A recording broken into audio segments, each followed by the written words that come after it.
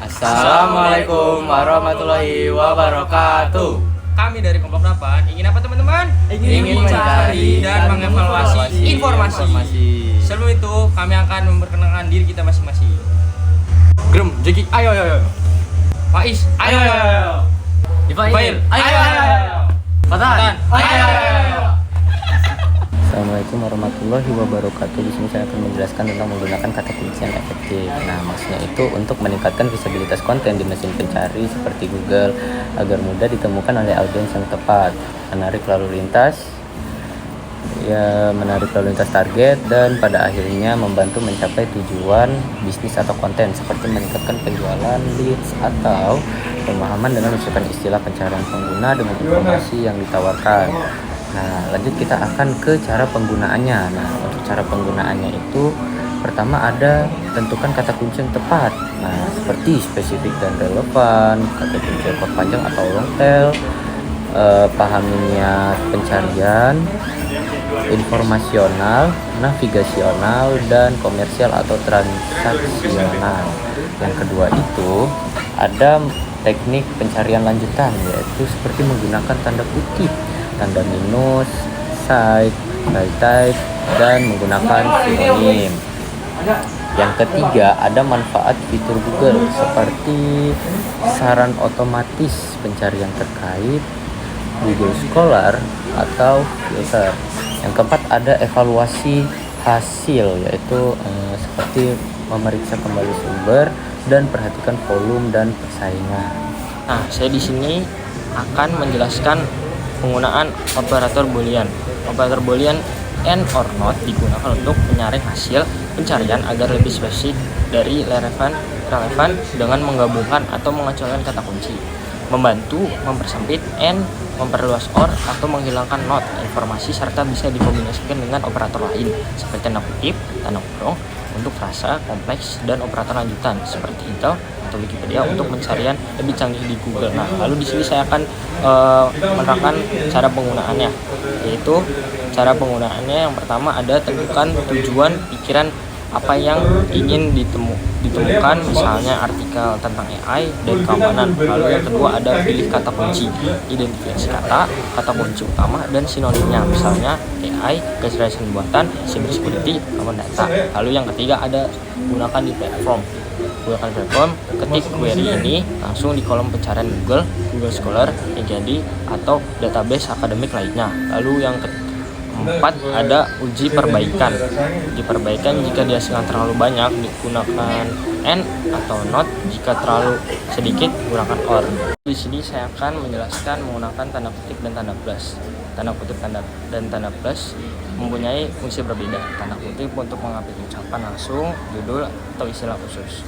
Sedangkan tanda plus sering digunakan dalam pencarian dari Google untuk memaksa kata tertentu muncul dalam hasil pencarian, memastikan inklusi kata tersebut, misalnya resep kue dan coklat. Lalu berikutnya saya akan menjelaskan menggunakan cara tanda kutip. Cara tanda kutip yang pertama ada kutipan langsung mengapit kata-kata yang diucapkan atau ditulis persis sama. Lalu berikutnya adalah judul karya, mengapit judul puisi, lagu, artikel, atau bab dalam kalimat buku. Lalu yang berikutnya ada istilah khusus ilmiah, mengapit kata milik arti khusus atau kurang dikenal. Lalu berikutnya lagi ada kutipan dalam kutipan. Tanda kutip tunggal digunakan di dalam kutipan ganda. Selanjutnya saya akan menjelaskan sintaksis pencarian yang efektif.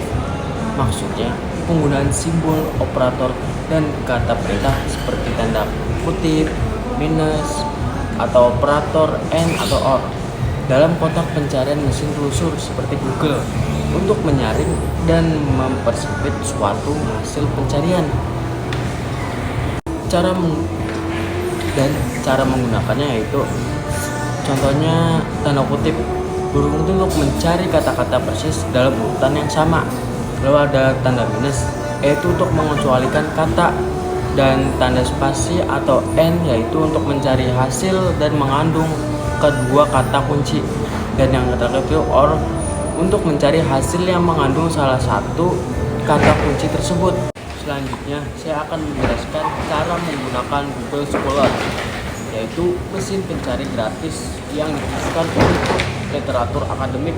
Fungsinya untuk mengidentifikasi dan menampilkan artikel, tesis, buku, atau abstrak, dan lain sebagainya. Dan cara menggunakan Google Scholar yaitu yang pertama, akses Google Scholar. Yang kedua, masukkan kata kunci yang ingin Anda carikan. Yang ketiga, manfaatkan operator. Dan yang keempat, menggunakan filter samping. Nah, yang kelima, evaluasi hasil pencarian. Dan yang keenam adalah pencarian lanjutan. Lanjut, di sini saya akan menjelaskan tentang pencarian data dan statistik secara spesifik. Nah, di sini itu merujuk pada proses penemuan informasi kuantitatif yang sangat terfokus dan tepat sasaran. Ini melibatkan pencarian angka, fakta numerik, dan hasil analisis data yang telah diolah untuk menjawab pertanyaan atau hipotesis tertentu. Nah, untuk cara penggunaannya itu kita pertama ada menggunakan mesin pencari secara efektif seperti menggunakan Google, menggunakan tanda kutip, tentukan jenis file, dan cari di situs tertentu.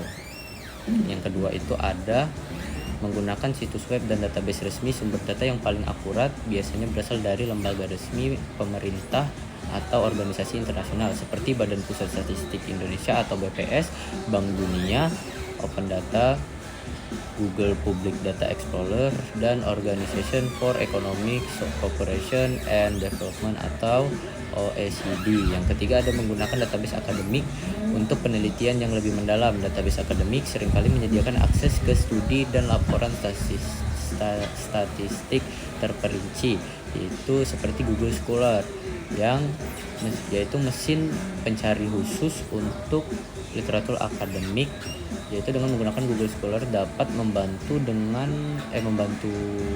Anda menemukan studi, makalah penelitian, dan laporan yang berisi data spesifik.